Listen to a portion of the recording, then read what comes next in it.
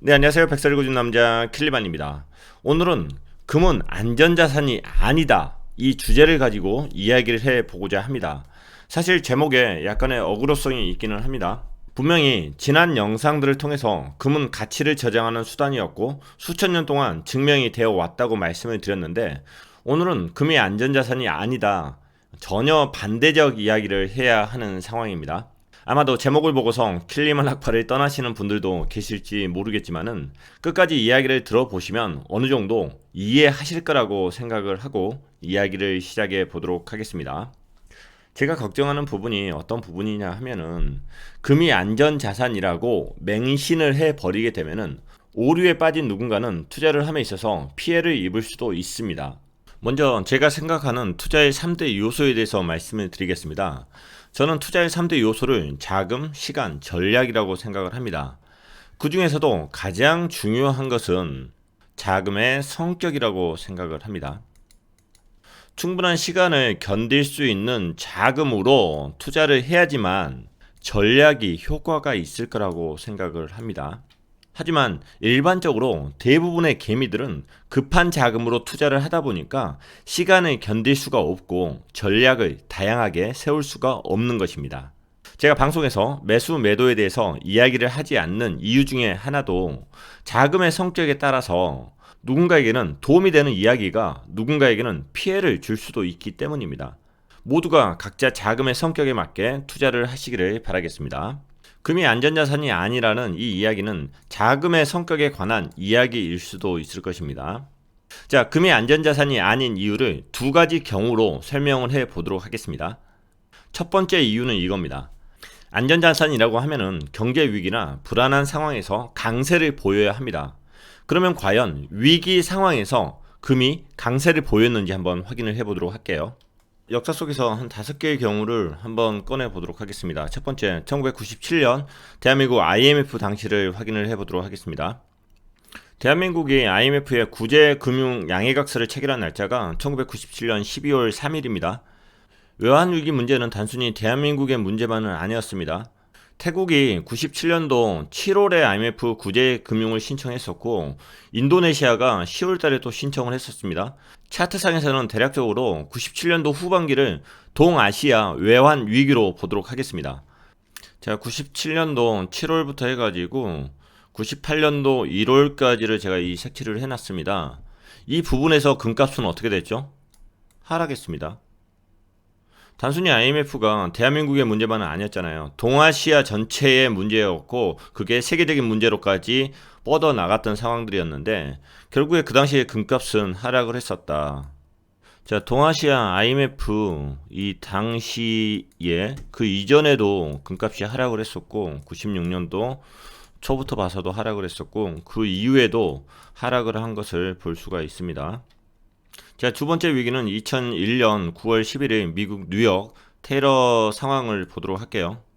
자, 2001년 9월 11일 날 이 날짜에 금 선물 시장에서 윗꼬리가 분명히 있습니다. 그리고 그 다음 날도 올라간 것을 확인할 수 있고요. 하지만 지속적으로 올라갔다는 느낌은 들지 않고 변동폭이 있는 상태에서 전체적으로 하락하고 있는 것을 볼 수가 있습니다. 자, 결국에 9.12 테러 사건 속에서도 금값은 상승한 게 아니다, 이렇게 결론을 내릴 수 있을 것 같습니다. 자, 이번에는 2008년 리먼 브러더스 파산 상황을 한번 확인해 보도록 하겠습니다. 리먼 브러더스가 파산 신고를 한 것은 2008년 9월 15일에 있었습니다. 그리고 여기 빨간색으로 색상을 표시한 구간 자체는 2008년 1월부터 12월까지 구간을 표시를 해 두었고요. 자, 변동폭이 주거니 받거니 있지만은 전체적으로 2008년 내내 금값은 떨어졌습니다. 세계적인 금융 위기 상황인데 안전자산이라고 이야기한 금값은 떨어지고 있는 거죠. 과연 이걸 안전자산이라고 이야기할 수 있을까요? 자, 이번에는 2011년 9월 14일 상황을 한번 보도록 할게요. 이날이 어떤 날이냐면은 미국 역사상 처음으로 국가 신용 등급이 떨어진 날입니다. 9월 14일 이후에 이런 위기 상황에서 금값은 절대 오르지 않았습니다. 자, 이 구간은 3개월 정도 되는데 전체적으로 금값의 가격이 떨어지는 것을 확인할 수 있습니다. 자, 다음은 또 어떤 걸로 한번 확인해 볼까요? 현재 상황이죠, 현재 상황. 자, 이번에는 코로나19 팬데믹을 선언했던 그 날짜를 한번 보도록 하겠습니다. 가격이 올랐나요? 여기가 3월 11일이고 여기가 3월 20일입니다. 굉장히 빠르게 반등을 해 주었지만은 분명히 위기 상황에 금값은 떨어졌습니다. 그것도 굉장히 높은 폭으로 떨어졌죠. 제가 돈이 빨리 풀려서 회복이 빨랐지만은 분명히 일봉으로 확인해 보면은 어마어마하게 떨어졌습니다. 자, 지금까지 애시들을 봤을 때 금값은 위기 상황마다 오르지 않고 역으로 떨어졌습니다. 물론 위기 상황에 금값이 올랐던 자료들도 찾아볼 수 있을 것입니다. 하지만 제가 예로 든 애시들이 아주 작은 상황들이었나요? 분명히 세계가 깜짝 놀랄 만한 위기 상황들을 예로 들었습니다. 그리고 그때마다 금값은 떨어졌다는 것을 확인했고요. 겨우 이런 예시를 가지고 금이 안전자산이 아니다 이렇게 결론을 내리고 싶지 않습니다. 금이 안전자산이다 이렇게 맹신하는 것도 위험하지만은 금이 안전자산이 아니다 이렇게 맹신하는 것은 더 위험하다고 생각을 합니다. 제가 이야기하고 싶은 것은 안전자산이다 아니다 이게 중요한 게 아니라 도대체 금값은 언제 올랐는지 그것을 정확히 짚어야 한다는 겁니다. 자, 97년도 동아시아 외환위기 같은 경우는 그 이후에도 계속적으로 금값이 올랐다고 할 수 없는 상황인 것 같고, 그리고 2001년 미국 뉴욕 테러 사건 이후에 시간이 지나고 나서 금값이 상당히 많이 올랐었고요. 그리고 2008년 리먼 브러더스 파산 이후에 시간이 지나고 나서 금값이 상당히 많이 올랐었고요. 자, 그리고 2011년 미국 국가 신용 등급 강등 사태 때는 약간 요동을 쳤지만은 전체적으로 그때부터 하락을 하기 시작을 했었습니다. 그리고 2020년 코로나19 팬데믹 이후에는 재빠르게 다시 반등을 해서 원래 위치를 찾아가 주었고요. 도대체 금값은 언제 오르는 걸까요? 저도 잘 모릅니다. 자, 이 그래프는 미국 본원 통화량 증가분을 나타내는 그래프입니다. 본원 통화라고 하면은 연준이 찍어낸 종이 화폐 증가량이라고 보시면 될 것 같습니다. 지금까지 우리가 공부했듯이 자본주의 사회에서는 빚을 갚기 위해서 꾸준히 중앙은행이 돈을 찍어내야 합니다. 그래서 그래프가 꾸준히 올라가는 것은 당연한 겁니다. 그런데 2008년 후반기에 와서 거의 연말에 와서 그 기울기가 엄청나게 가파라집니다. 즉 시장에 화폐가 엄청나게 풀렸다는 겁니다. 그 당시 금값이 어떻게 됐었죠? 리먼 브러더스 파산 이후에 그 당시 그 시점에 가서는 몇 개월 동안 금값이 떨어졌었지만은 돈이 어마어마하게 풀리고 나서 금값이 꾸준히 올라가더라. 자, 여기서 합리적인 의심을 하나 해볼 수 있겠죠. 금값이라는 것이 위기에 올라가는 안전자산이 아니라 화폐 발행량이 급상승했기 때문에 올라갔었을 수도 있겠구나. 본원통화 발행량하고 금값하고 100% 커플링 된다고 이야기할 수는 없을 것입니다. 하지만 화폐 발행량이 급하게 늘어날 때 금값이 급하게 올라간다는 가설을 하나 세워 놓을 수는 있을 것 같아요. 자, 미국 연준은 경제를 살리기 위해서 이렇게 많은 화폐를 발행을 해서 시장에 뿌렸습니다. 자, 연준 입장에서는 이 화폐를 시장에 뿌려야 됩니다. 어떻게 뿌려야 되죠? 이걸 뿌리려면 어떻게 해야 되죠? 금리를 낮춰야죠. 이것도 배우셨죠? 자, 이 곡선 자체가 미국 기준금리입니다. 기준금리. 2008년 후반기부터 해서 기준금리가 계속적으로 떨어지고 결국에 저 많은 돈을 뿌리기 위해서 어떻게 했다? 제로금리까지 갔다. 제로금리. 돈을 뿌리기 위해서는 금리를 낮출 수밖에 없습니다. 이것도 이전 영상에서 설명을 드렸고요. 자, 이번 차트는 연준의 자산 증가량을 나타내는 차트입니다. 연준의 자산이 꾸준히 늘다가 2008년 말에 와서 어마어마하게 늘었습니다. 연준의 자산이 많이 늘었죠. 연준의 자산이 늘었다는 의미는 어떤 의미일까요? 연준 같은 경우는 달러를 찍을 때 미국 재무부에서 발행한 국채를 받아들입니다. 국채를 가져왔으니까 연준의 자산은 늘었겠죠. 그 의미가 뭐죠? 시장에 돈을 많이 풀었다는 거죠. 본원 통화를 많이 찍어서 풀었다는 의미를 가지고 있습니다. 그리고 연준의 자산은 꾸준히 늘어납니다. 그리고 최근에 와서 어마어마한 일이 생겼죠. 2020년 들어서 현재 코로나19 팬데믹 선언 이후에 연준의 자산은 어마어마하게 늘었습니다. 기울기가 엄청 급하죠. 자, 연준의 자산은 2008년 말 정도에 늘었던 그 기울기와 비슷하고요. 그리고 자산 규모는 훨씬 더 크게 늘었습니다. 이게 무슨 이야기다? 시장에 그만큼 돈이 많이 풀렸다, 이 이야기하고 같다고 보시면 돼요. 지금 연준은 은행들이 발행한 채권을 받아서 달러를 찍어주고 있고요. 모기지 채권들을 받아서 달러를 찍어주고 있고요. 그리고 정크본드까지 받아서 달러를 찍어주고 있습니다. 즉 연준의 자산이 늘었다는 것은 뭐다? 본원통화 발행량이 어마어마하게 늘었다는 것을 의미한다고 보셔도 될 것 같아요.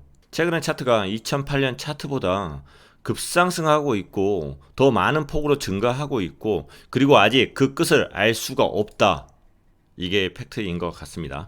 현재 금값은 그다지 많이 오르진 않았습니다. 떨어진 폭에 대한 반등이 있었던 거지 그렇게 많이 오르지 않았어요. 그리고 현재 연방정부들은 이 위기를 극복하기 위해서 화폐를 무리하게 찍어내고 있는 상황들이고요. 2008년 화폐 발행량이 급하게 상승한 이후에 금값이 많이 또 올랐었는데 과연 그런 상황 자체가 2020년 이후에도 나타날까? 그것은 조심스럽게 우리가 관찰을 해봐야 될 부분인 것 같습니다. 다시 원래 주제로 돌아와서 이야기를 하자면은 위기 상황마다 금값은 하락을 했습니다. 개미들은 위기라고 해서 금에 투자했는데 금값이 오르지 않는 것을 보고 약간의 수익에 익절을 하거나 아니면 손절을 합니다. 다시 이야기해서 위기에 금값이 오른다, 이 오류에 빠져 있는데 투자한 자본은 충분한 시간을 견딜 수 있는 자금으로 투자를 하지 않으면은 손실을 볼 수도 있다, 이렇게 생각을 합니다.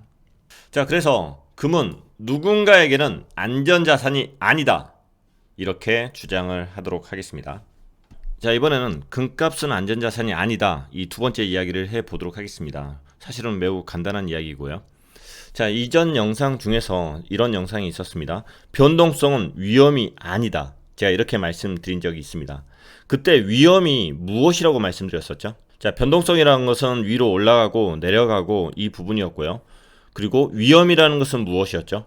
위험이라는 것은 두 가지로 제가 말씀을 드렸습니다. 위험이라고 하는 것은 가격이 떨어져서 영원히 회복되지 않는 것을 위험이라고 합니다. 그리고 또 하나의 위험은 가격 회복이 늦어서 다른 것에 투자해서 수익을 올릴 수 있는 기회 비용을 날려 먹는 거라고 생각을 합니다. 금 또한 급한 자금으로 투자한 사람에게는 전혀 안전하지가 않습니다. 사실 2011년 고점을 찍었던 금값은 10년이란 세월이 지났지만은 아직 회복되지 못했습니다. 무려 10년이 지났는데 사실 회복했다고 보셔도 상관은 전혀 없습니다. 그리고 저점을 찍는 데까지 거의 4년에서 5년을 걸렸습니다. 4년, 5년 후에 이 변곡점이 생겨난 거죠. 비트코인 같은 경우는 2011년 대비해서 현재 가격을 비교하면 무려 79,500%가 상승을 했습니다. 2007년 고점 대비해서 말씀드린 게 아니고요. 미국 다우존스 같은 경우는 2011년 대비해서 134%가 상승을 했습니다. 과연 2011년에 금에 투자하신 분들은 금 투자가 안전한 투자였다고 이야기를 할 수 있을까요? 더군다나 길거리에서 환호성을 듣고 급한 자금으로 투자하신 분들은 충분한 시간을 견디지 못하고 손절을 했을 수도 있습니다. 자, 정리를 해보겠습니다. 금이 안전자산이 아닌 이유는 두 가지가 있습니다. 첫 번째, 위기에 항상 금값이 오르는 것은 아니더라. 그래서 위기의 순간 금값이 오른다는 오류에 빠지면 투자 전략이 먹히지 않을 것이다. 두 번째는 금값 또한 가격 회복이 늦어질 수 있기 때문에 충분한 시간을 견딜 수 없는 자금에는 절대 안전자산이 될 수가 없다는 것입니다. 자, 여러분은 금값이 오르는 이유가 무엇이라고 생각을 하십니까? 금의 가치는 보이지 않는 손, 즉 수요와 공급의 법칙에 의해서 오르는 것일까요? 아니면 돈의 가치가 떨어져서 금값이 오르는 것일까요? 아니면 화폐 발행량이 많아져서 투기 세력들에 의해서 금이라는 가치 저장 수단을 잠시 빌리는 것일까요? 자, 이것에 대한 해답을 찾으신 분들은 여러분들이 투자하신 종목에 그 해답을 적용시켜 보시면 좋을 것 같아요. 각자 답은 다를 수도 있을 것이고 각자 적용시키는 방식도 다를 것입니다. 특히 개개인의 자금의 성격이 틀리기 때문에 본인만의 투자법을 찾으셔야 할 것입니다. 이 방송을 보시는 많은 분들이 자본주의 시장을 깨어있는 시각으로 바라볼 수 있기를 바라는 마음으로 오늘 방송을 마치도록 하겠습니다. 감사합니다.